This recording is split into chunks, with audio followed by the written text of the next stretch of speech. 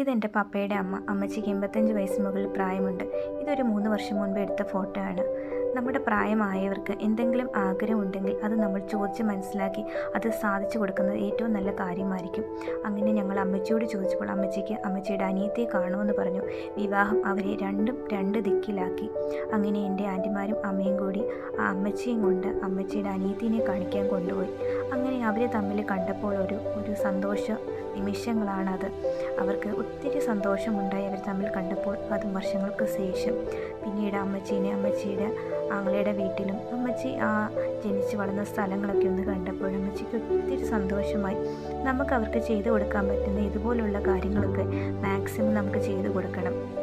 കാരണം പിന്നീട് നമുക്കിതൊന്നും അവർക്ക് ചെയ്തു കൊടുക്കാൻ പറ്റിയില്ലെങ്കിലോ അപ്പോൾ നമ്മുടെ പ്രായമായ ആഗ്രഹങ്ങൾ മാക്സിമം സാധിച്ചു കൊടുക്കാൻ സാധിക്കുന്നത് നമ്മുടെ ലൈഫിലെ ഏറ്റവും നല്ലൊരു കാര്യമായിട്ട് എനിക്ക് തോന്നി.